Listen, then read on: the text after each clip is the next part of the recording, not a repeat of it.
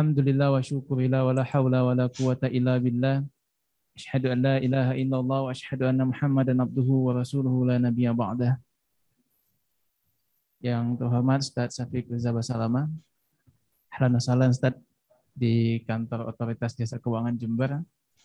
Pada hari ini tak lupa kita menyampaikan syukur kehadirat Allah Subhanahu wa taala atas terlaksananya rencana kita untuk mengadakan kajian. Kajian kali ini memang terdapat topik yang cukup istimewa, Ustaz. Bagaimana mentauladani Rasul mencintai negaranya. Kalau zaman dulu sempat disebutkan dalam sebuah riwayat bahwasanya Rasul itu mencintai kota Mekkah. Dan beliau ketika akan disakiti dirinya, akan diusik dirinya, beliau tidak merespon. Tapi ketika dikatakan bahwasanya engkau akan dikeluarkan dari kota Mekkah, beliau merespon itu. Betapa beliau mencintai kota Mekkah. Dan ini juga mengajarkan kepada kita bagaimana untuk mencintai tanah air kita dan mengisinya sesuai dengan syariat Islam. Maka untuk menggali ini lebih dalam, untuk mendapatkan ilmu-ilmu yang jauh lebih banyak, kita berikan kesempatan kepada Ustaz Syafiq untuk memberikan tausiah kepada kita. Kepada Ustaz, kami persilakan. Bismillahirrahmanirrahim. Yang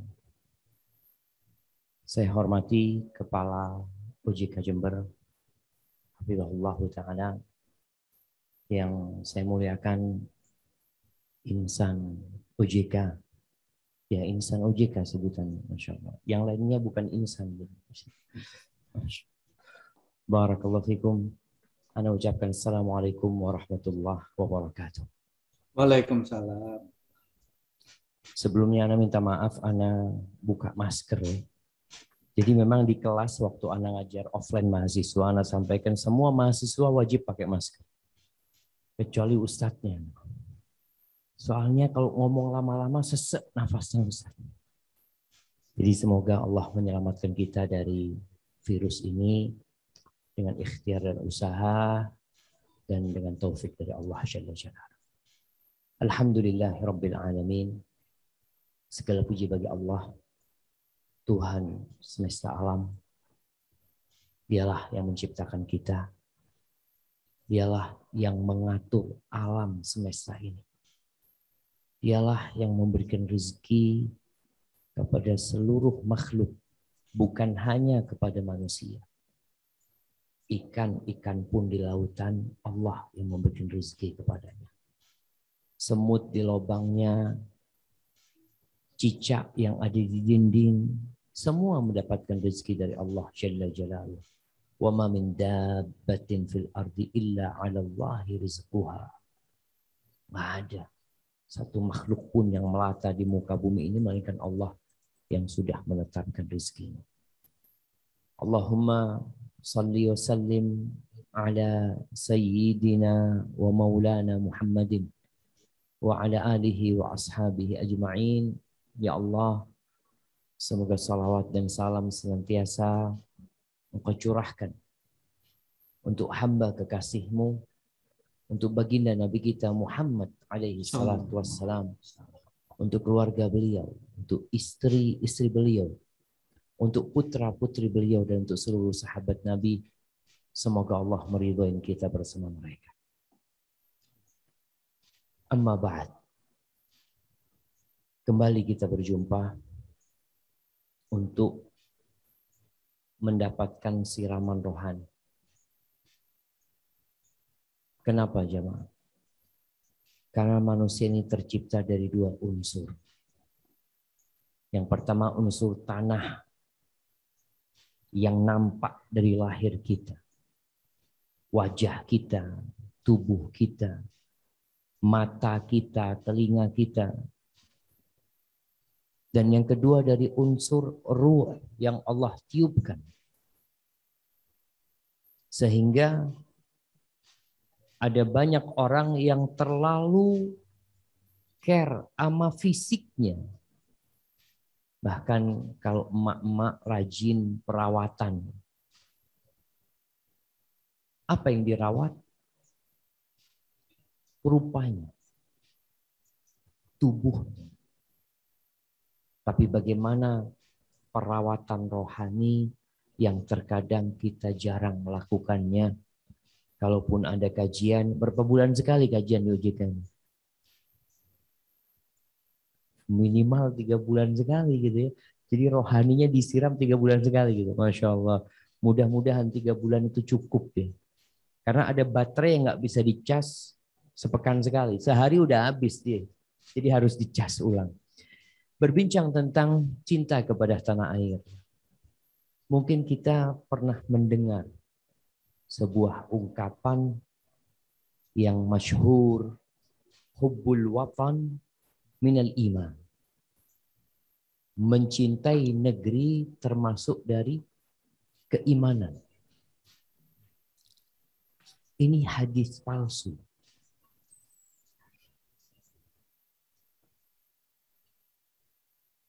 Kalau bicara negeri, negeri itu beda-beda. Ada orang Muslim yang hidup di negeri non-Muslim. Bagaimana dia mencintai negeri itu? Padahal segala bentuk kemungkaran terjadi di sana. Tapi kalau negeri yang dia tinggal di sana adalah negeri yang mayoritas penduduknya Muslim. Yang agama Allah tegak di sana. Syiar-syiar Islam itu tampak. Maka di sini kecintaan dia kepada negerinya menjadi salah satu sarana mendekatkan diri kepada Allah Azza wa Jalla. Jadi tidak semua negeri. Tapi negeri yang di situ mayoritas penduduknya Muslim dan mereka menegakkan nilai-nilai Islam, maka membela negeri tersebut. Mencintai negeri tersebut. Sebagaimana kita tahu ya, bagaimana Indonesia ini berdiri.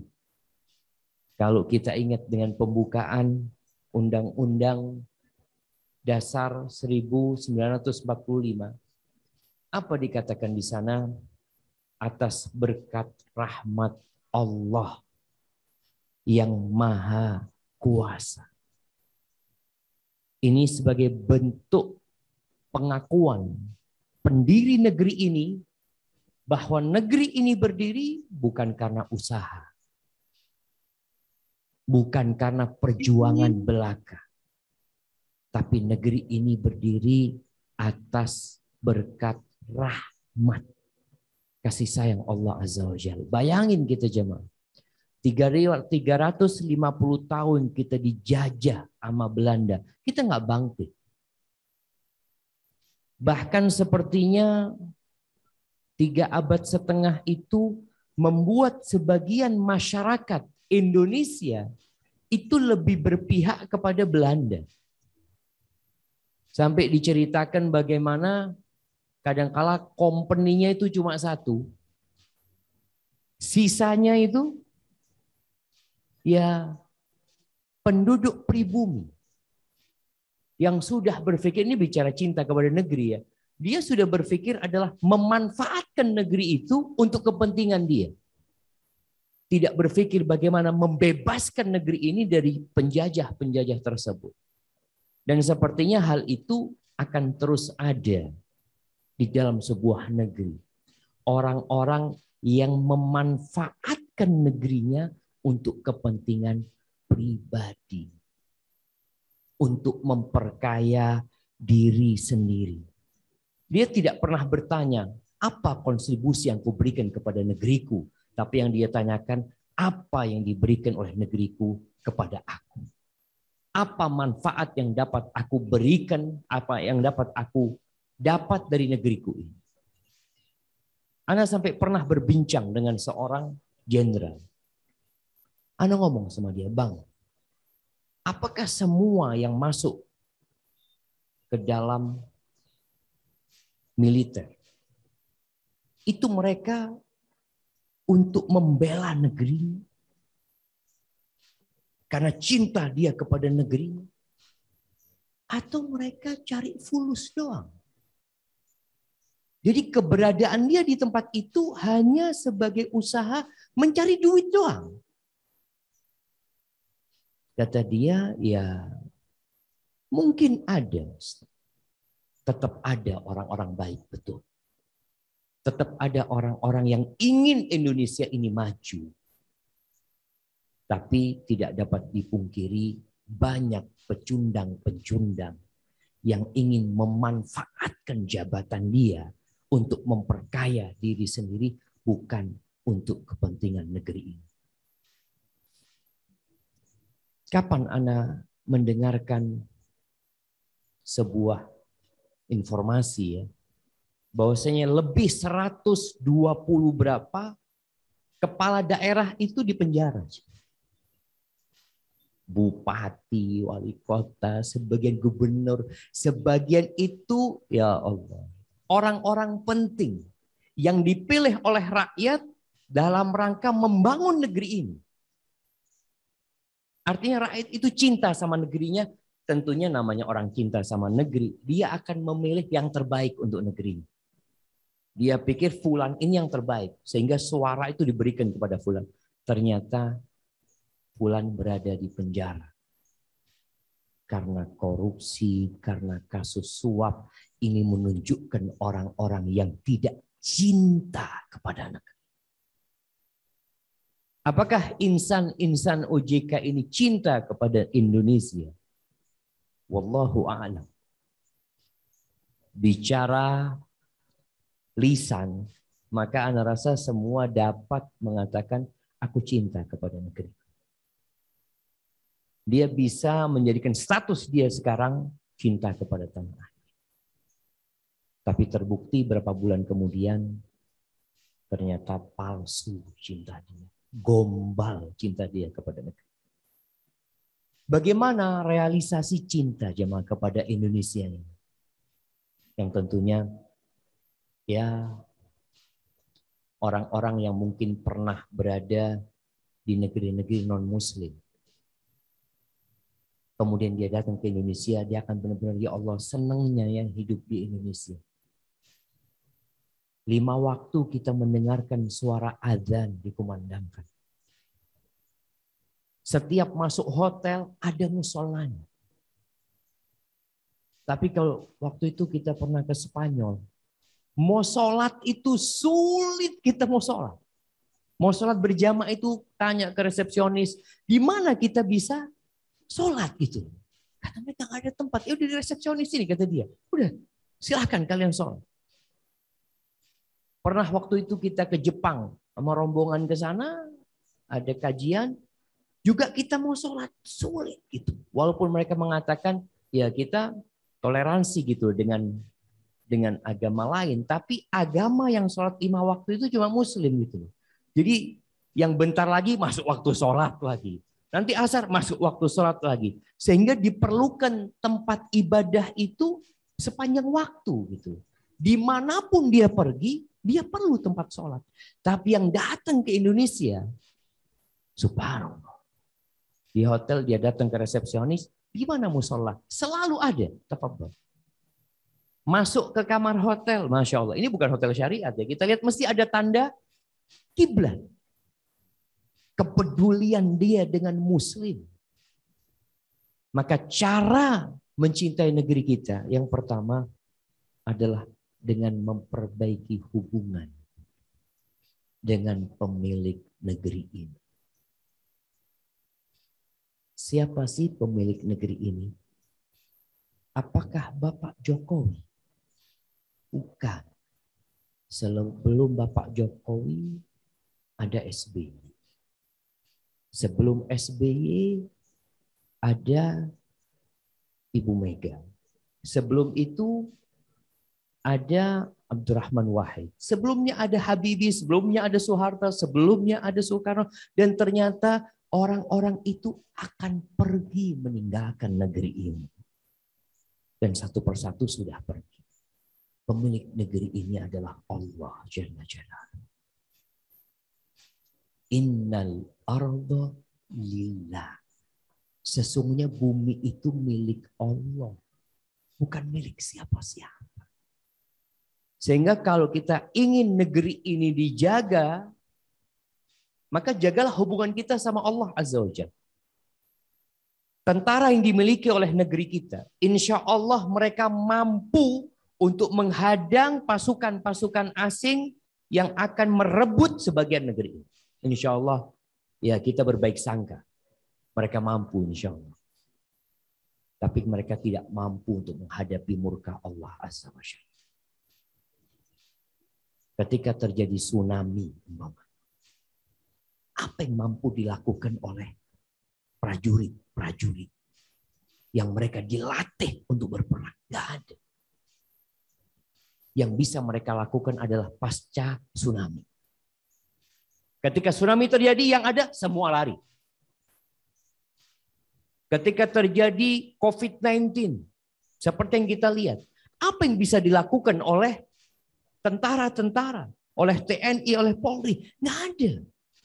Senjata mereka nggak berguna menghadapi COVID-19. Tank-tank yang mereka beli, pesawat tempur yang mereka beli, nggak manfaat untuk menghadapi virus yang kecil sekali. Ketika terjadi gempa, juga nggak bisa berbuat apa. Siapa yang menyebabkan gempa terjadi? Tsunami terjadi.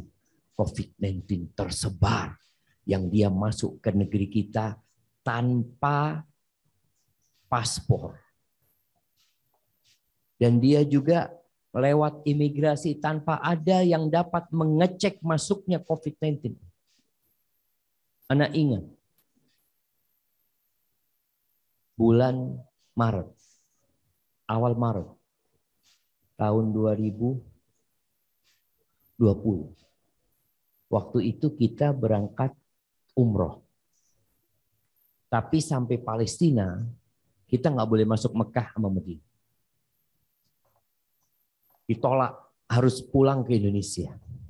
Indonesia pada waktu itu, ya mereka karena belum ada yang terdeteksi terkena COVID, mengatakan enggak, Indonesia aman dari COVID-19. Indonesia sampai ada ya omongan-omongan yang tidak benar sebenarnya. COVID-19 itu enggak dapat mengenai orang Melayu gitu dia. Orang Melayu ini kuat-kuat kayak gitu ya. Ada juga dulu ya, bagaimana empon-empon yang kita konsumsi insya Allah aman. Tapi ternyata setelah itu kita menangis. Berapa triliun yang dikeluarkan untuk menghadapi virus yang kecil sekali. Ratusan dan mungkin ribuan triliun yang dikeluarkan. Dan sampai hari ini kita melihat kondisi kita, ya semoga akan lebih baik. Maka kalau kita cinta kepada negeri kita, perbaiki hubungan kita sama Allah. Setiap insan, bukan hanya bicara insan OJK. Setiap penduduk negeri ini yang muslim, hendaklah dia meninggalkan kemaksiatan, dia bertobat kepada Allah Azza wa Jal. Umar bin Abdul Aziz, dia khalifah pada waktu itu, Amirul Mukminin. Dia mengatakan, "Ma nazalat musibatun illa bidzambin, atau ma nazala balaun illa bidzambin." Bala itu enggak turun kecuali karena dosa. Wa ma rufi'a illa bitaubah. Dan tidak diangkat kecuali dengan taubat. Kembali kepada Allah Azza wa Jalla. Itu pesan Amirul Mukminin yang kekuasaannya dia itu sampai ke Spanyol dan hampir mendekati pada waktu itu Portugal. Kekuasaan dia. Dia berpesan kepada rakyatnya. Kalau ingin negeri ini menjadi baldatun thayyibatun wa rabbun ghafur, tentunya ya kita berusaha mendekatkan diri kepada Allah Azza wa Jalla. Sufyan Ats-Tsauri dia pernah mengatakan, aslih sariratan. Perbaiki kondisi rahasiamu. Perbaiki hatimu. Perbaiki batin, Allah akan memperbaiki yang terang dari diri. Wa aslih fima bainaka wa bainallah. Perbaiki hubunganmu sama Allah, Allah akan memperbaiki hubunganmu dengan manusia. Suami istri, kenapa Anda bicara suami istri? Negeri ini hanya kumpulan suami istri. Indonesia ini yang memiliki 17.000 pulau dengan penduduk sekarang sudah berapa? 270 juta. Nah, provinsinya 33. 32 jemaah. 33 ya. Nah, waktu SD provinsinya 29. Anak ingat waktu itu. Kemudian bertambah-tambah. Itu sebenarnya hanya kumpulan rumah tangga. Bas.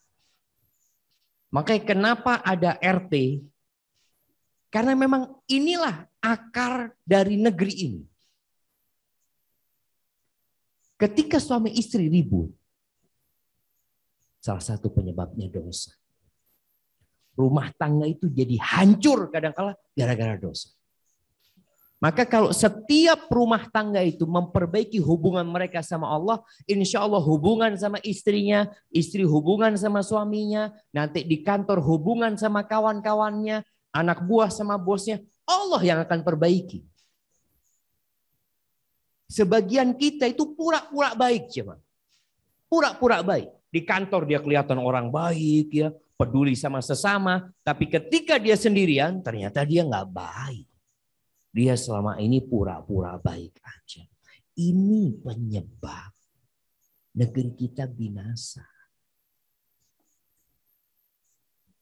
Allah Azza wa Jalla berfirman di surat Al-A'raf ayat 96. Allah mengatakan, walau anna ahlal qura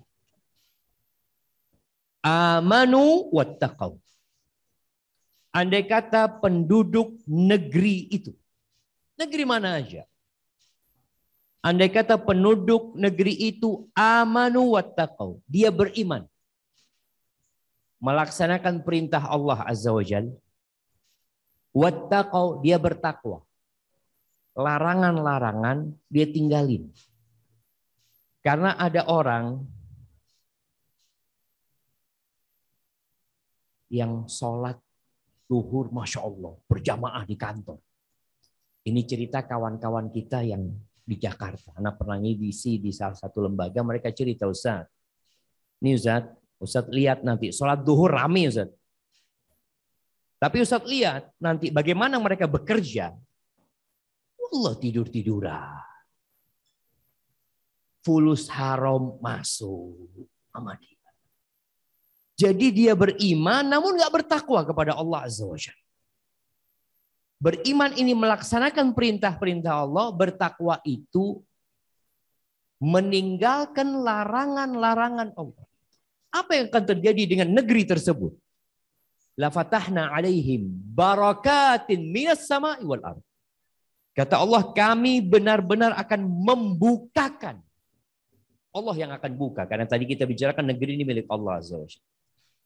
Allah akan bukakan. Kami, kata Allah, akan bukakan pintu-pintu berkah dari langit dan bumi. Subhanallah. Berkah itu apa sih artinya? Sesuatu yang baik, tumbuh, berkembang. Itu berkah. Kalau kita lihat negeri kita secara alam, Masya Allah. Apa yang nggak tumbuh di negeri kita? Sampai dulu, apa dikatakan tongkat dilempar? Jadi tanaman gitu. Kita ngelempar apa di sini? Jadi tanaman. Tapi kenapa kok di negeri kita banyak orang-orang yang harus meninggalkan negerinya menjadi tenaga kerja Indonesia di negeri-negeri asing. Mereka harus pergi ke Malaysia untuk cari makan. Lebih besar mana Indonesia sama Malaysia? Lebih subur mana Indonesia sama Malaysia? Tapi kenapa harus makan di situ? Ada yang harus berangkat ke Korea, meninggalkan keluarganya. Ada apa sebenarnya? Ada yang harus berangkat ke Timur Tengah menjadi pembantu rumah tangga. Dia meninggalkan suami, dia meninggalkan anak-anak yang menjadi tanggung jawab yang seharusnya dia didik. Kenapa itu terjadi? Kadangkala kekayaan yang ada itu jadi nggak berkah. Banyak, tapi yang menikmati nggak bisa orang-orang menikmati itu. Allah cabut. Allah akan buka berkah dari langit dan bumi. Asalkan mereka beriman dan bertakwa. Kenapa sampai hari ini selalu isu ekspor impor? Sampai di antara yang menjadi janji-janji kampanye itu mereka berpikir masalah negeri kita ini kok kayaknya sampai bicara impor garam, impor apa. Kok kayaknya kita nggak bisa bikin garam gitu. Bukan nggak bisa. Bisa. Tapi nggak berkah. Lalu Allah katakan, walakin kadzdzab. Ternyata penduduk negeri itu mendustakan Allah. Mereka tidak taat dan tidak patuh kepada Allah. Apa yang terjadi? Fa'akhadnahum bima kanu yaksibun. Maka kami berikan hukuman kepada penduduk negeri itu karena kelakuan mereka. Kita sampai hari ini masih sering cari kambing hitam. Oh, gara-gara fulan, gara-gara kita. Setiap insan itu harus berpikir, anak ini pelaku yang ada di negeri ini. Apapun yang terjadi, maka anak kontribusi di sana. Kalau ternyata itu musibah, berarti kita menjadi penyebab musibah itu terjadi. Petaka itu terjadi. Lalu Allah mengatakan, afa amina ahlul qura ayyatiyahum ba'suna bayatan wahum naimun. Apakah penduduk negeri itu merasa aman dari hukuman kami yang bisa datang kepada mereka dalam kondisi mereka tidur?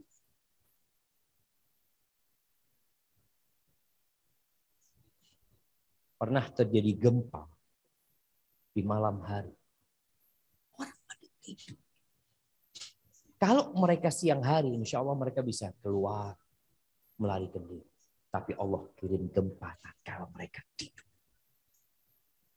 Awa amina ahlul qura an ya'tiyahum ba'suna duhan wa hum yal'abun. Apakah penduduk negeri itu merasa aman dari hukuman Allah Azza wa Jalla yang boleh jadi datang di waktu duha? Waktu orang sibuk bekerja, orang bermain-main, Allah kirimkan hukuman. Apakah mereka merasa aman? Ahibati fillah, sudah banyak negeri-negeri yang dulu merasa aman. Kemudian ternyata negeri itu hanya jadi cerita. Nggak ada lagi negeri itu. Salah satu yang Allah jadikan contoh, ini supaya kita benar-benar cinta sama negeri kita. Kita ingin menceritakan kepada anak cucu kita bahwa ada negeri namanya Indonesia. Yang memang saat ini umur negeri kita baru 76 tahun. 76? Nah, baru 76 tahun. Sebelumnya nggak ada namanya Indonesia. Kita ingin cerita tentang negeri kita ini diwarisi sama anak-anak kita bukan sebagai dongeng yang sudah nggak ada lagi. Di dalam Al-Quranul Karim Allah ceritakan negeri Saba. Ada surat namanya surat Saba. Nanti dibaca di situ. Di ayat 15 ya.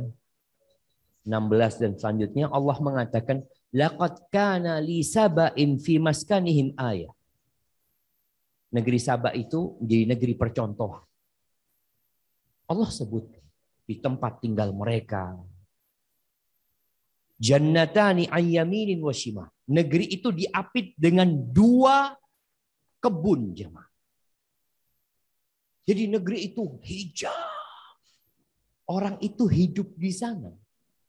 Sampai kalau mau panen buah, itu nggak perlu ngambil pakai tangannya. Dia pakai keranjang, dikatakan melewatin kebun itu udah berjatuhan. Sekarang kan orang ya udah pinter-pinter ya, mereka bikin bagaimana menanam buah mangga dalam pot sehingga metiknya nggak usah pakai apa? Pakai galah ya, pakai senggek katanya orang Jember dulu. Dia metik langsung gitu. Dan di negeri kita yang seperti ini, maksudnya memetik itu dengan tangan buah-buahan tersebut hanya menjadi wisata. Kalau kita ke Batu itu ada wisata petik anggur, ada wisata petik jambu, apel, wisata. Sabah ini negerinya semua seperti negeri wisata. Jadi kanan kiri mereka kebun, situ kebun semuanya. Lalu Allah mengatakan kepada penduduk negeri itu, kulu mir rizqi rabbikum washkurulah. Makanlah dari rizki pemberian Rabb kalian. Ini peringatan Allah agar penduduk itu tidak ujub. Jadi ada dosa jemaah, dosa besar yang tidak terlihat di dalam raga kita, tapi dosa hati. Kebanggaan dengan apa yang dia lakukan, yang dia miliki. Allah mengatakan, kulu, kalian makan nih ya, min rizki rabbikum, rizki dari Tuhan kalian. Jangan seperti Korun yang mengatakan, oh karena usahaku, karena kerjaku, karena ilmuku, karena perjuanganku. La, min rizki rabbikum, rizki dari Tuhan kalian. Washkuru lahu, dan syukuri rizki itu. Kita perlu mensyukuri negeri Indonesia. Kita perlu. Lalu Allah mengatakan baldatun thayyibatun wa rabbun ghafur. Itu Sabah, Allah katakan negeri yang penuh dengan kebahagiaan yang diampuni oleh Tuhan. Apa kurangnya jemaah? Orang-orang itu orang-orang soleh. Tapi yang namanya kenyamanan, yang namanya kemakmuran, kekayaan itu kadangkala membuat orang lupa. Contoh nih, orang kalau di PHK, dia jadi sering ke masjid. Kita lihat sop pertama, Masya Allah. Ada apa di sop pertama ini? Iya, di PHK. Tapi kalau diterima kerja, kadangkala di soft terakhir. Akhirnya apa yang terjadi dengan negeri itu? Fa'a'rodu. Disuruh bersyukur, sudah dikasih nikmat yang berlimpah ruah, ternyata mereka berpaling. Dengan nikmat itu mereka berbuat maksiat. Dengan rizki itu mereka melakukan pelanggaran-pelanggaran. Perintah-perintah Allah diabaikan. Peringatan-peringatan Allah tidak didengarkan. Fa'arsalna alaihim sailal arim. Allah kirimkan kepada negeri itu banjir bandang. Jadi negeri itu punya bendungan. Bendungan yang besar sekali. Sehingga mereka dapat mengatur air itu yang menjadi kebun-kebun yang indah tadi. Bagaimana Allah menghancurkan bendungan itu? Para ahli tafsir menyebutkan Allah kirimkan tikus. Tikus. Kalau sekarang COVID-19, dulu Allah kirimkan tikus untuk menghancurkan negeri itu. Yang tikus itu menggerogoti bendungan ini. Tanpa sadar bendungan itu jebol dan negeri itu tinggal cerita. Oh dulu ada negeri Sabah. Iya. Apa sebabnya? Karena mereka tidak menjaga hubungan mereka dengan pemilik negeri itu. Maka sekali lagi kalau kita ingin negeri kita ini menjadi negeri yang makmur, maka tolong perbaiki hubungan kita sama Allah. Yang pertama berkaitan dengan tauhid kita, keimanan kita. Ana rasa insan-insan OJK ini perlu juga menjadi perpanjangan lidah dari Rasul Sallallahu Alaihi Wasallam, karena masih banyak orang-orang yang mencari pesugihan dengan cara tidak sesuai syariat. Kalau ada orang-orang seperti dulu di Probolinggo itu, ada Dimas Kanjeng. Itu masuk otoritas OJK enggak? Enggak ya. Itu kan termasuk investasi kan. Mereka katanya investasi supaya cepat kaya, enggak? Oh Masya Allah. Masuk otoritas apa itu? Wallah, kan masuk investasi mereka ini jamaah. Anda lihat mereka investasi loh. Bahkan ada yang sampai 200 miliar investasi di Kimas Kanjeng itu. Nah, disinilah tugas-tugas kita memahamkan kepada manusia. Kalau ya kejadian-kejadian yang terjadi investasi bodong itu penyebabnya sebenarnya adalah ambisi ingin cepat kaya. Ambisi ingin cepat kaya. Ini berkaitan dengan keimanan. Maka kita perbaiki keimanan masyarakat. Bahwasanya rezeki itu sebenarnya udah ditulis ya. Udah ditulis rezeki itu. Tugas kita adalah mencari dengan cara yang baik. Baik, ini bicara keimanan. Kemudian jaga sholat yang 5 waktu. Ini sebagai bentuk mencintai negeri. Jadi kalau ada orang sholat 5 waktu, tepat waktu di masjid, tanya, kenapa engkau kok sholat 5 waktu? Anak cinta sama negeri ini. Anak ingin minta sama Allah Azza wa Jalla agar Allah menurunkan berkahnya ke negeri ini. Jadi pelaku-pelaku kemaksiatan itu sebenarnya penyebab turunnya murka Allah Azza wa Jalla. Yang terkadang dilihat oleh sebagian orang sebagai sumber penghasilan buat negeri tersebut. Enggak. Berapa sih yang didapatkan? Alhamdulillah, anak bersyukur dulu di Surabaya ada namanya Doli. Doli. Yang dianggap oleh sebagian masyarakat itu ya tempat pencarian mata pencaharian mereka gitu. Padahal itu penyebab Allah murka. Jaga sholat kita. Kemudian puasa kita, teman-teman yang di UJK ini bagaimana ketika bulan puasa, dia berpuasa. Dan yang emak-emak nih, emak-emak ini biasanya meninggalkan utang. Kadangkala dia kalau utang sama teman ada yang nagih sehingga dia jadi ingat. Utang sama Allah ini tolong dilunasi. Jangan sampai datang Ramadan selanjutnya utangnya belum lunas. Kemudian berangkat haji, yang punya fulus berangkat haji. Jangan mikir punya rumah dulu, punya ini dulu, punya rumah nggak wajib. Punya mobil nggak wajib, berangkat haji wajib kalau mampu.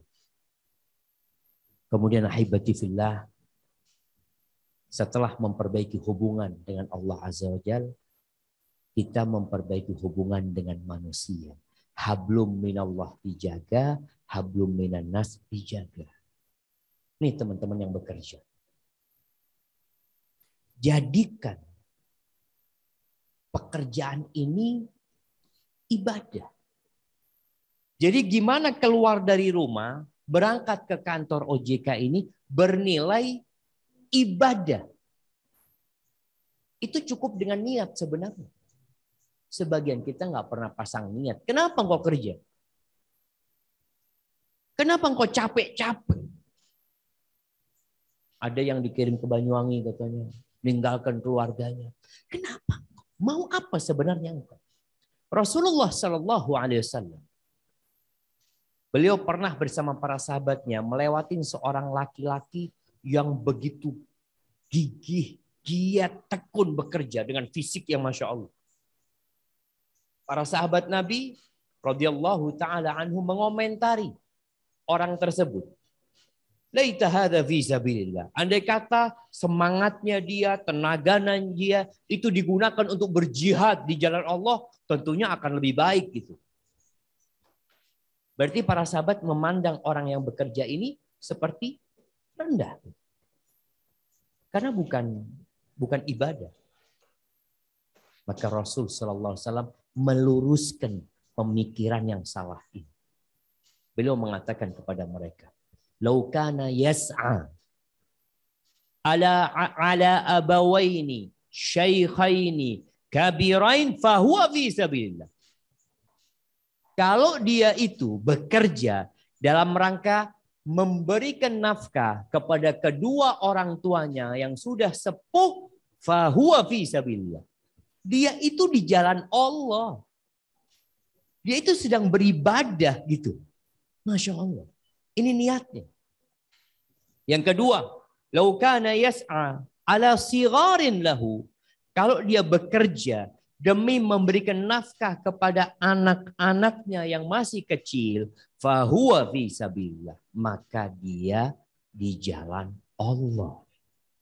Yang ketiga, lau kana yas'a, kalau dia itu bekerja yu'iffa nafsahu, dalam rangka untuk menjaga kehormatan dirinya, supaya dia tidak minta-minta di pinggir jalan, supaya dia tidak jadi benalu di masyarakat, supaya dia tidak mengambil hak orang lain, mungkin supaya dia dapat menikah, menjaga kehormatan dirinya, dia bekerja untuk itu, fahuwa fi sabilillah, maka dia di jalan Allah. Yang keempat ini yang di jalannya setan. Siapa yang di jalannya setan? Maka kita perlu mengkoreksi niat kita. Lau kana yas'a riya'an wa mufakharatan. Kalau dia bekerja dalam rangka pamer, berbangga-banggaan. Dia kerja karena kepingin rumahnya lebih bagus daripada tetangganya. Dia kerja ingin ganti motor. Dia nabung supaya mobilnya lebih bagus. Tujuannya adalah untuk berbangga-banggaan. Fahuwa fi sabili syaitan. Ini yang di jalannya syaitan. Maka tolong, ya bukan hanya buat teman-teman ya, semua yang bekerja. Mau kerja swasta, mau jadi umpamanya pengusaha, niatkan bukan untuk berbangga-banggaan. Karena orang itu ada yang sampai titik cukup kebutuhannya. Cukup sudah dia. Terus kenapa antum kok kepingin buka usaha lagi? Kok ingin mengembangkan usaha? Kalau tujuan dia, enggak, anak kepingin lebih nyenangkan orang tua ya. Anak kepingin anak-anak anak juga bisa sekolah di tempat yang lebih bagus ya. Tapi ada orang yang enggak, hanya untuk ya beli rumah lagi, ganti mobil lagi, ini dan itu. Maka orang yang seperti ini fi sabilis syaitan. Kemudian yang terakhir, sebelum kita masuk ke sesi tanya jawab, jadilah orang yang paling dicintai Allah. Siapa orang yang paling dicintai Allah? Apakah yang selalu berada di soft pertama? Apakah orang yang dicintai Allah itu yang bolak-balik berangkat umroh? Ternyata kata Rasul sallallahu alaihi wasallam ketika beliau ditanya, "Man khairun nas? Man ahabbun nas ilallah?" Siapakah orang yang paling dicintai Allah? Siapakah orang yang paling baik? Maka kata Nabi sallallahu alaihi wasallam, "Khairun nas au ahabbun nas ilallah anfa'uhum linnas." Adalah orang yang paling bermanfaat buat orang lain. Gimana kalau antum yang berada di OJK ini berusaha untuk memberikan manfaat kepada orang lain? Jadi bekerjanya bukan untuk cari duit aja. Kalau tadi kan kerja untuk cari duit. Anak kerja terus terang Ustaz. Anak masuk OJK ya untuk cari fulus. Anak ingin memberikan nafkah kepada anak-anak, keluarga. Yaitu fisabilillah. Tapi bagaimana sekarang ada nilai lebih dari kerjaan yang ada. Yaitu memberikan manfaat kepada orang lain. Orang yang tulus dalam pekerjaannya, kadangkala di luar jam kerja, dia tetap memberikan manfaat buat orang lain. Dia tidak hanya berpikir, oh waktu anak udah habis. Ada orang yang minta pelayanan, oh maaf mas, besok. Memang kalau bicara waktunya udah habis. Artinya dia nggak dosa ketika mengatakan besok mas datang ke sini. Tapi kalau dia punya niat yang tulus untuk menjadi orang yang paling dicintai Allah, maka dia akan mengatakan, "Tak, sini aku bantu engkau, aku selesaikan urusan." Karena dia mencari predikat orang yang paling dicintai Allah. Masya Allah. Kalau ada hujan, doanya apa? Allahumma sayyiban nafi'an. Ya Allah, jadikan ini hujan yang bermanfaat. Jangan mengatakan, aduh hujan. Kadang-kadang orang itu turun hujan yang ada mengeluh. Ya Allah, anak parkir di jalan ini itu jemuran. Ucapkan Allahumma sayyiban nafian. Nggak bisa bahasa Arab, pakai bahasa Indonesia. Ya Allah, jadikan hujan yang bermanfaat ini. Baik, kembali kepada bagaimana semua insan OJK ini berusaha untuk menjadi orang yang paling dicintai Allah. Caranya memberikan manfaat kepada orang lain. Jadi jangan hanya berpikir menyelesaikan tugasnya, tapi bagaimana orang-orang itu dapat pelayanan, ya. Karena Anda dengar OJK ini, insan-insan OJK ini nunggu laporan dari masyarakat. Artinya kalau ada kejadian di masyarakat yang kita tahu, walaupun mereka tidak melaporkan, seharusnya dia tampil untuk menyelamatkan masyarakat dari investasi bodong. Jangan nunggu dia laporan baru diurusin. Tapi kalau kita hanya, ya ini anak kerjaan anak itu. Contoh nih, seorang polisi. Polisi itu kalau lagi jam kerja pakai seragam, oke lah. Dia mungkin bekerja, ada orang yang jatuh, ini itu dia tolong, ada tabrakan dia urusin. Tapi seorang polisi yang ingin memberikan manfaat kepada orang lain, nggak nunggu pakai seragam. Karena dia ingin menjadi orang yang paling dicintai Allah. Inilah kontribusi untuk negeri ini. Kalau setiap muslim itu punya konsep ini, memberikan manfaat kepada orang lain, insya Allah nggak ada investasi bodong. Karena itu bukan memberikan manfaat kepada orang lain, tapi memanfaatkan orang lain. Jadi insan-insan OJK, jadilah orang yang paling dicintai Allah dengan cara memberikan manfaat kepada orang lain, bahkan menjadi orang yang paling bermanfaat buat orang lain, buat keluarganya, buat tetangganya. Apa saja yang bisa dia lakukan untuk memberikan manfaat, kerjakan hal itu bukan karena fulus, tapi karena berharap pahala dari Allah Azza wa Jalla. Barakallahu fiik. Itu yang dapat Anda sampaikan, kurang lebihnya mohon maaf. Masya Allah, suara hujannya keras banget di sini. Wah. Nah, mana kembalikan ke moderator. Tafadhol. Jazakallahu khair Ustaz. Alhamdulillah kita sudah mendengarkan tausiah dari Ustaz Syafiq Riza Basalamah. Dan kita akan masuk pada sesi tanya jawab bagi seluruh peserta, baik yang offline maupun online yang ingin bertanya, dapat menuliskan pada kolom chat dan juga atau menyampaikan WA kepada saya. Ini memang mencintai negeri itu semoga dijadikan sebagai wasilah bagi kita untuk lebih bermanfaat dan juga dapat meningkatkan kinerja dalam bekerja yang pada akhirnya nanti akan memberikan manfaat lebih kepada masyarakat. Ustaz, ini ada sebuah pertanyaan Ustaz yang disampaikan melalui WA.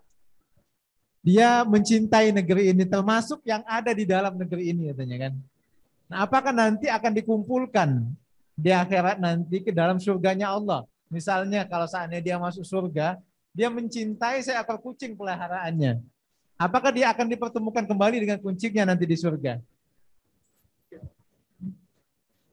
Nah, ya ahibati fillah.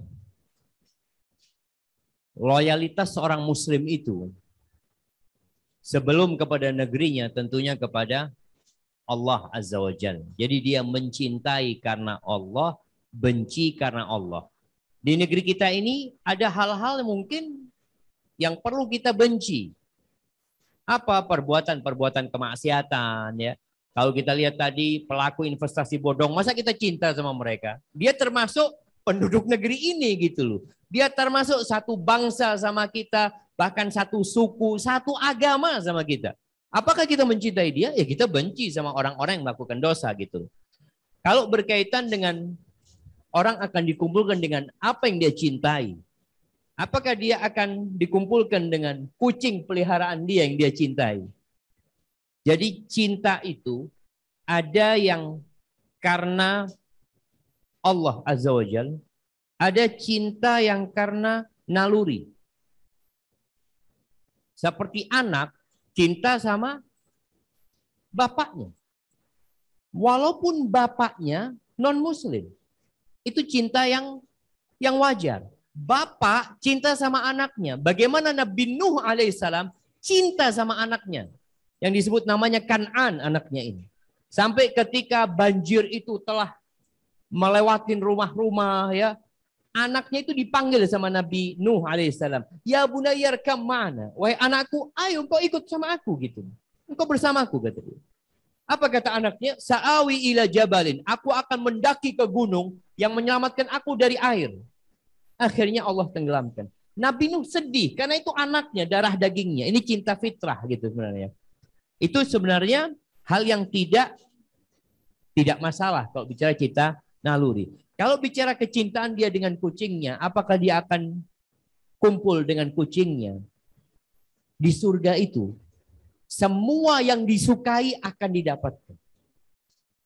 Selama itu tidak dosa, selama itu tidak haram. Kata Allah, fiha ma tashtahihil anfus wa taladdul a'yun. Di dalam surga itu ada semua yang disukai oleh jiwa manusia. Wa taladdul a'yun, yang enak dilihat oleh mata. Orang itu kalau bicara cinta sama kucingnya, kalau nanti ngelihat kucing yang lebih bagus, dia ya Allah kepingin sama yang itu. Dia lihat yang lebih bagus lagi, dia kepingin sama yang itu. Jadi cintanya itu pindah-pindah sebenarnya. Maka nanti di surga Allah akan berikan kepada dia apa yang dia sukai sebenarnya. Seperti itu. Barakallahu fikum. Syukran, Ustaz. Menyambung yang tadi, Ustaz. Kecintaan dia akan mengumpulkan dia nanti di akhirat. Ini juga masuk dalam pernah Anda dengar juga dalam kajian Ustaz terkait dengan tafsir juz 30 ya, Ustaz ya. Bagaimana seseorang itu akan dikumpulkan dengan yang ia cintai. Nah, bagaimana dengan fenomena juga? Ini juga menghantui banyak para pekerja, Ustaz. Yang banyak mencintai K-pop misalnya gitu kan. Ini seperti apa, Ustaz? Nah, ini udah nggak cinta sama tanah air. Dia kalau kita bicara konteks tanah air, Anda lihat negeri yang paling melarang K-pop ini Korut ya. Korea Utara itu sampai menghukum penduduknya yang mendengarkan atau menonton K-pop. Karena buat mereka ini sebagai bentuk pengkhianatan kepada tanah air. Kok dia cinta sama negeri lain, kok nggak cinta sama negerinya sendiri gitu. Itu mereka melakukan hal itu. Adapun apakah orang ini akan dikumpulkan dengan ya penyanyi-penyanyi K-pop itu? Ketika dia hidup, dia kepingin dikumpulkan. Maka kalau datang tuh, umpamanya ke Indonesia ya, subhanallah, perempuan-perempuan akan berkumpul, laki-laki akan berkumpul ke sana karena kecintaan dia. Maka yang seperti ini akan dikumpulkan nanti pada hari kiamat bersama orang-orang tersebut karena dia memang kepingin kumpul sama mereka. Jadi seperti itu, ini perlu jadi perhatian kita bersama, jangan sembarangan memberikan cintamu. Berikan cintamu kepada orang yang dapat menyelamatkanmu dari neraka. Bukan menarikmu ke neraka. Karena orang-orang yang cinta karena Allah Azza wa Jalla, maka mungkin orang itu akan memberikan syafaat. Nanti dicari di surga. Diceritakan bahwa di surga itu, ketika penduduk surga itu sudah di surga, mereka itu bertanya, ya Allah, kemana fulan ya Allah? Dulu sholat bareng kita dia. Dulu puasa bareng kita. Kok nggak ada di surga fulan? Kata Allah, cari kawanmu itu di neraka. Dicari di neraka, dikeluarkan dari neraka. Itu syafaat dari sahibmu. Itu karena cintanya karena Allah. Artinya karena dia taat kepada Allah. Tapi kalau kecintaan tadi karena kemaksiatan. Padahal orang ini berbuat maksiat, kita cinta kepada dia. Maka berbahaya, kita bisa dikumpulkan dengan mereka nantinya di neraka. Jadi kalau orang sudah, ya maaf ya, dengerin K-pop, kalau dia dikasih pilihan antara dengerin Quran sama dengerin K-pop, dia pilih mana? Kalau ada Quran, dia langsung Skype ya, apa? Skip, dia skip. Tapi kalau ada itu, oh dia dengerin. Ini bentuk bahwa dia lebih mencintai hal itu daripada Allah Azza wa Jalla. Hadza wallahu a'lam bissawab. Ustaz, kita lanjutkan lagi, Ustaz. Ada yang bertanya, jika kita banyak mengalokasikan dana untuk membantu umat muslim di Palestina atau Yaman atau Rohingya dibandingkan menyalurkan bantuan di dalam negeri dengan pertimbangan saudara muslim di sana lebih membutuhkan, apakah keputusan itu tepat atau seharusnya mengutamakan membantu yang di dalam negeri terlebih dahulu? Masya Allah. Nah, jamaah rahimakumullah. Kalau bicara Muslim, maka nggak ada lagi negeri. Kalau bicara bangsa, ya kita bangsa Indonesia, orang Indonesia itu saudara sebangsa sama kita. Tapi kalau bicara Islam, maka dimanapun ada Muslim, maka dia saudara kita. Al-Muslim, akhul Muslim. Bahkan Nabi SAW mengatakan, Mathalul mu'minina fi tawadihim wa tarahumihim wa ta'atufihim kamathalil jasadil wahid. Permisalan orang-orang yang beriman dalam cinta mereka, dalam kasih sayang mereka, itu seperti satu jasad. Jadi seluruh dunia ini, itu satu jasad. Idza ishtaka minhu udhun. Kalau ada satu organ di tubuhnya yang sakit, semua tubuhnya itu ikut merasakan. Contohnya kalau kukunya itu mengelupas atau kena cantengan, tahu cantengan jangan? Cantengan itu kayak apa ya? Kayak borok yang ada di ujung kuku itu ya. Itu seluruh tubuhnya panas ya. Padahal yang sakit cuma kakinya gitu. Kenapa semuanya ikut sakit? Matanya juga nggak bisa tidur, perhatian sama sakitnya. Seperti itu permisalan orang-orang beriman. Jadi kalau kita bicara membantu saudara kita sesama muslim di seluruh dunia, ahlan wa sahlan. Mereka saudara kita. Hanya saja ada yang namanya skala prioritas. Kita kalau mau berbagi itu, jangan sampai umpamanya jangan bicara Yaman, jangan bicara Palestina. Umpamanya di Indonesia aja. Kadang-kala terjadi banjir itu yang bukan di kampung kita, bahkan di pulau lain. Apakah kita kirim ke sana atau kita kirim ke tetangga-tetangga kita? Perhatikan orang-orang yang di dekat kita terlebih dahulu. Rasul SAW mengatakan ibda biman ta'ul. Mulailah berbagi itu dengan orang yang jadi tanggung jawabmu. Kemudian kerabat-kerabat kita. Baru nanti bicara orang lain. Bicara orang lain itu kondisinya berbeda-beda. Umpamanya kita bicara Ustadz di negeri kita, ya Anda lihat sih masih aman ya.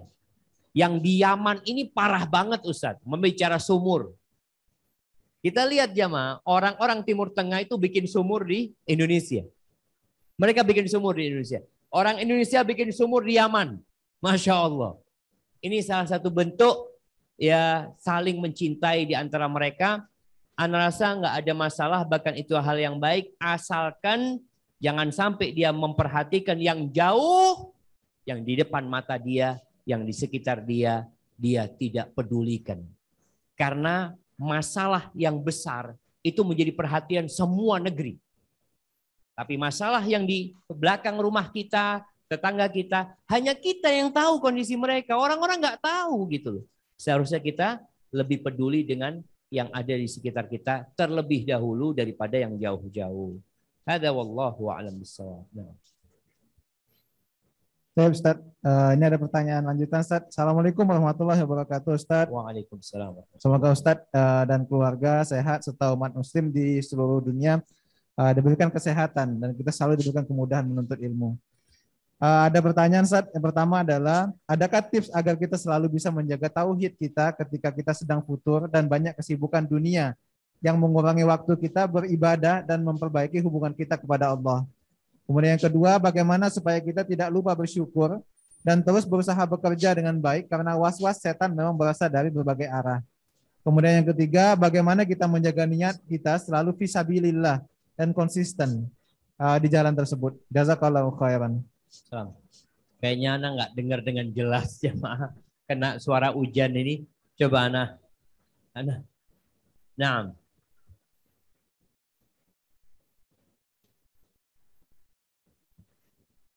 Baik, yang pertama tips agar kita selalu bisa menjaga tauhid kita ketika sedang dalam futur.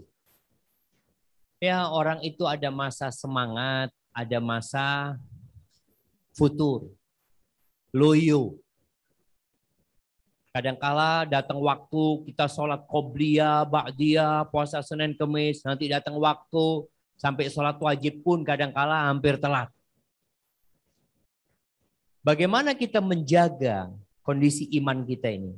Karena iman ini, bicara tauhid tadi, adalah modal utama masuk surga. Jadi bagaimanapun baiknya orang itu, kalau dia nggak punya iman, ya nggak bisa dia masuk surga. Baik, akan datang satu fitnah, kata Nabi SAW. Beliau itu pernah mengatakan, badiru bil a'mal, segera kalian beramal. Ini tips pertama. Ketika kita lemah imannya, segera beramal, jangan ditunda-tunda. Kenapa? Akan datang fitnah-fitnah yang lebih dahsyat nantinya. Yang seperti potongan malam yang gelap gulita. Yusbihur rajulu mu'minan wa yumsi kafiran. Orang ini paginya masih beriman, sorenya udah kafir. Sorenya beriman, paginya udah kafir. Apa yang terjadi? Kesibukan dunia. Yabi'udinahu bi'aradin minad dunia. Dia menjual agamanya hanya untuk mendapatkan sedikit kesenangan dunia. Maka berusaha untuk segera mengamalkan. Kalau dikasih nasihat, dikasih petua, jangan ngomong besok, nanti, ini dan itu. Kemudian yang kedua, ada amalan yang paling ringan. Amalan paling ringan ini sebenarnya nggak butuh fulus, nggak butuh tenaga, tapi butuh niat. Dan sepertinya semua insan OJK ini punya kesempatan untuk melakukan hal ini. Apa? Berzikir. Mengingat Allah Azza wa Jalla. Karena zikir ini adalah perisai pelindung yang menyelamatkan kita dari godaan setan. Maka hendaklah yang pertama zikir pagi dan petang dijaga. Download tuh ada aplikasi zikir. Malu kita kalau di handphone kita ada semua aplikasi hiburan, tapi nggak ada aplikasi mendekatkan diri kepada Allah Azza wa Jalla. Zikir pagi dan petang. Zikir yang berkaitan dengan momentum-momentum. Naik kendaraan ada zikirnya. Masuk toilet ada zikirnya. Keluar dari toilet ada zikirnya. Masuk rumah, keluar rumah, makan, minum, subhanallah. Sampai mendatangi istri itu ada zikirnya. Supaya setan ini nggak ikut-ikut dalam kegiatan kita. Maka biasakan kita untuk berzikir. Mengingat Allah Subhanahu wa ta'ala dalam semua kondisi kita. Kemudian yang ketiga, cari kawan yang baik. Karena kawan itu bisa menarik kita ke masjid, juga bisa menarik kita ke tempat karaoke. Jadi kalau kawan yang nggak baik, lihat kawannya sumpek-sumpek, yuk karaoke. Tapi kalau kawan yang soleh, yuk ke masjid. Yuk kajian. Kawan ini subhanallah, di mana dia dapat memberikan syafaat pada hari kiamat nantinya. Di dunia, dia dapat menjadi penyelamat kita. Umar bin Khattab radhiyallahu anhu, dia punya sahabat yang ada di Mekah. Yang terfitnah dia di agamanya. Awalnya dia mau berangkat hijrah. Kemudian dia balik lagi ke Mekah. Umar itu kirim surat sama orang ini. Mengingatkan dia, ayo kemari kata dia. Allah buka peluang untuk bertobat kepada Allah Azza wa Jalla. Akhirnya balik. Karena faktor sebab kawannya. Perlu adanya kawan yang baik. Kemudian yang keempat, menghadiri majelis ilmu. Kajian. Makanya tadi kalau disebutkan kajian di sini minimal 3 bulan sekali, oke nggak ada masalah. Tapi di tempat lain kita perlu menghadiri kajian. Nggak ada alasan, oh dia UJK Ustaz cuma 3 bulan sekali. Engkau pulang ke rumah, bisa ada masjid di dekat rumah kita. Datang ke masjid tersebut. Dan ana rasakan ya, di masa pandemi ini banyak orang yang imannya turun. Futur, dikarenakan dia kajian online. Kadang-kadang kajian online, tahu-tahu ada WA masuk, baca WA dia. Jadi kajiannya nggak maksimal gitu. Perlu kita kajian, datang ke majelis ilmu, Kemudian setelah itu berdoa. Rasul sallallahu alaihi wasallam itu doa yang sering beliau baca, ya muqallibal qulub, tsabbit qalbi ala dinik. Wahai yang membolak-balikkan hati, tetapkan hatiku di atas agamamu. Itu sahabat bertanya, ya Rasulullah, kami sudah beriman dengan engkau, yakin dengan apa yang kau bawa. Apakah kau khawatir dengan kami? Kata Nabi, na'am. Alaihissalatu, aku khawatir. Kalian bisa saja murtad. Bisa saja meninggalkan agama ini. Kenapa? Karena hati manusia berada di tangan Allah Azza wa Jalla. Yang Allah bolak-balikan terserah Allah. Maka kita minta supaya hati kita ditetapkan di dalam agama Allah. Kemudian ada satu doa. Yang doa ini Masya Allah kayaknya sesuai dengan pertanyaan. Nabi SAW mengatakan kepada Shaddad ibn Aus. Seorang sahabat Nabi. Ya Shaddad ibn Aus. Kata Nabi. Wahai Shaddad. Idza ra'aitan nas yaknizuna adh-dhahab wal fiddah. Kalau engkau melihat orang itu sibuk menumpuk emas dan perak. Hidup bermewah-mewahan dengan harta mereka. Fagnis anta haula'il kalimat. Aku ajarkan kepada engkau amalan nih. Engkau kumpulkan amalan ini. Baca engkau doa ini. Panjang doa itu tapi di awalnya. Allahumma inni as'aluka tsabata fil amr wal azimata 'ala rusyd. Ya Allah, aku memohon kepadamu ketetapan dalam urusan agama ini. Wal azimata 'ala rusyd. Dan tekad yang kuat di atas kebenaran.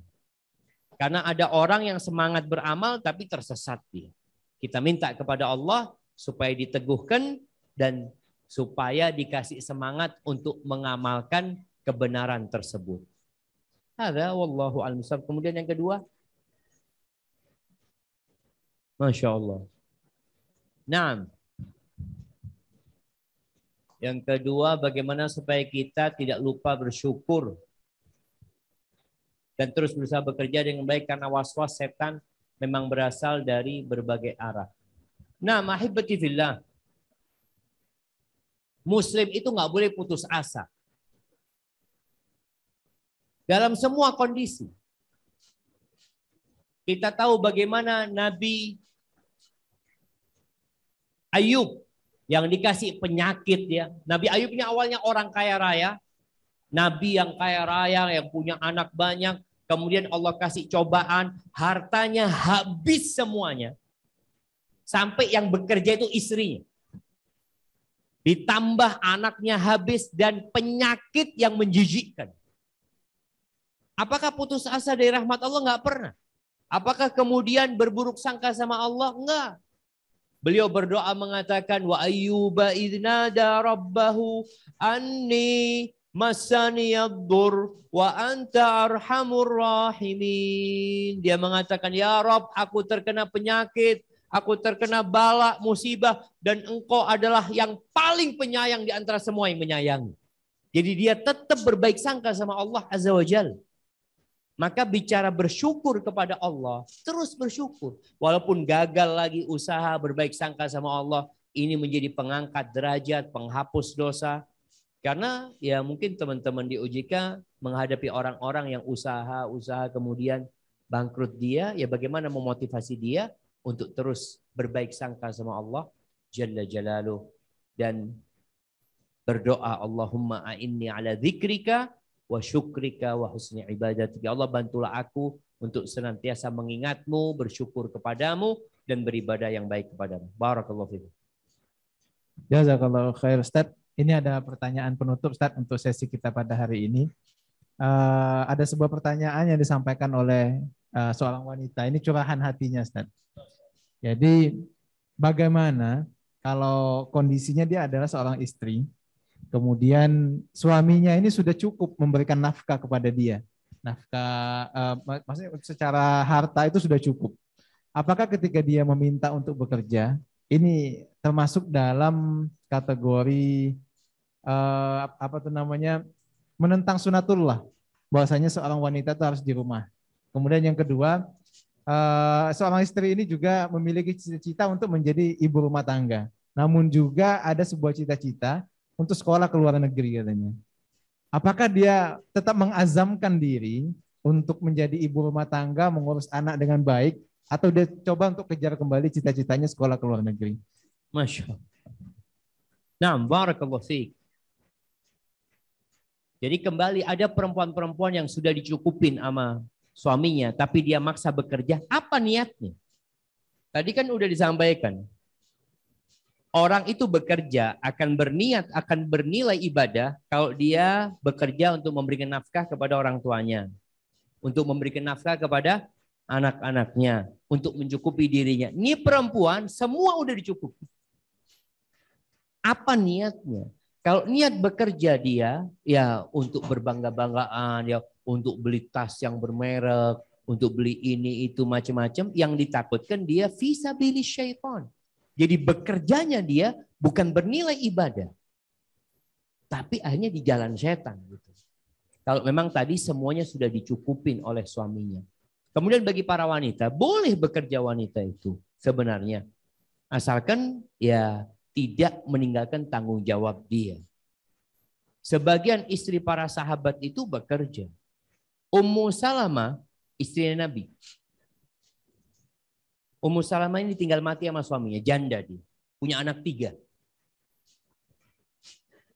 Ummu Salamah ini kerjanya itu menyamak kulit. Jadi dia ambil kulit yang ada, dia samak, kemudian dia jual dalam kondisi kulit itu sudah disamak gitu ya. Seperti itu.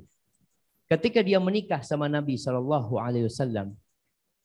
dilamar sama Nabi SAW, Ummu Salamah mengatakan, ya Rasulullah, aku punya anak itu. Maksudnya punya tanggung jawab aku dengan anak-anakku. Dan aku perempuan yang sangat pecemburu. Tahu Nabi SAW mengatakan, adapun anak-anakmu ya sudah jadi tanggung jawab kita nanti. Artinya ketika ada yang bertanggung jawab, ya udah nggak usah repot-repot gitu sebenarnya.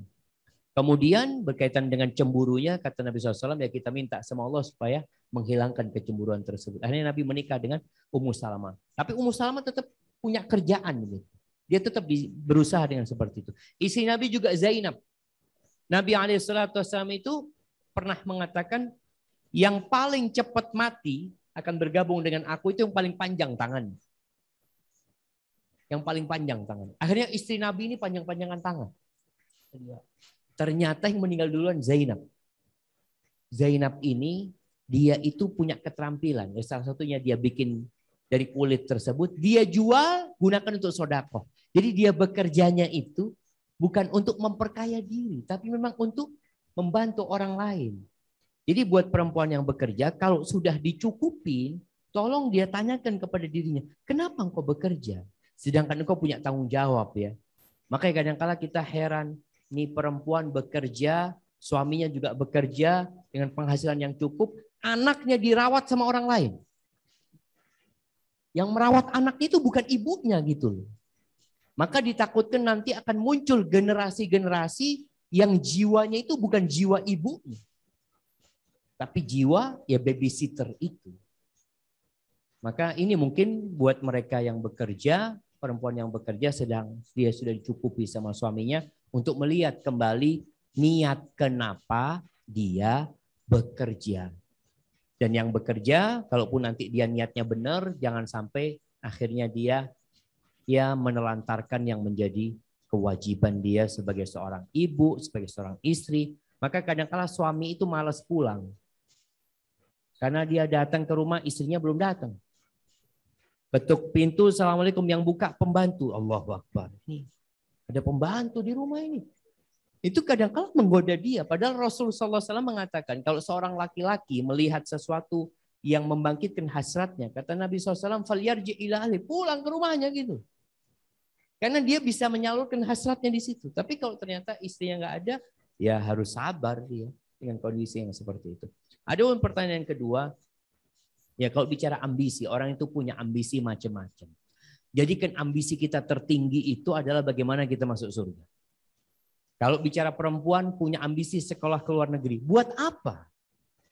Kalau memang ada ilmu ya, ada ilmu yang diperlukan oleh negeri kita, yang ilmu ini tidak ada kecuali di luar negeri. Kemudian dia belajar demi untuk memberikan manfaat kepada negeri kita. Memang nggak ada ilmu ini. Maka itu sesuatu kemuliaan ya, asalkan dia tidak menelantarkan kewajiban dia gitu loh. Dan ilmu ini memang nggak ada, ilmu ini ilmu kedokteran yang berkaitan dengan perempuan ya, ini aja yang di sana dengan beberapa syarat lah. Yang penting dia tidak melantarkan kewajibannya dan dia tidak melanggar aturan-aturan agama. Dan ilmu yang dia pelajarin juga tadi ilmu yang memang ya nggak ada di sana. Tapi kalau hanya untuk berbangga-banggaan, tadi mengatakan ana lulusan Amerika, ana lulusan mana Sorbonne, Oxford, McGill, umpamanya, hanya untuk itu, maka fisabilis syaitan. Dia jauh-jauh cuma di jalan setan akhirnya. Hada wallahu a'lam bissawab. Barakallahu fiik, jazakallahu khair Ustaz pencerahannya pada sore hari ini. Banyak ilmu yang bisa kita ambil dari kajian kita pada sore hari ini. Semoga Allah memudahkan jalan kita untuk mendapatkan ilmu ini dan juga mengamalkan dalam kehidupan kita sehari-hari. Terakhir, mari kita berdoa kepada Allah untuk menetapkan hati kita agar senantiasa di jalan Allah dan ditetapkan atas agama ini. Kita akhiri pada acara pada hari ini dengan sama-sama membaca doa kifaratul majelis. Subhanakallahumma bihamdika asyhadu an la ilaha illa anta astaghfiruka wa atubu ilaik. Wabillahi taufiq wal hidayah. Assalamualaikum warahmatullahi wabarakatuh.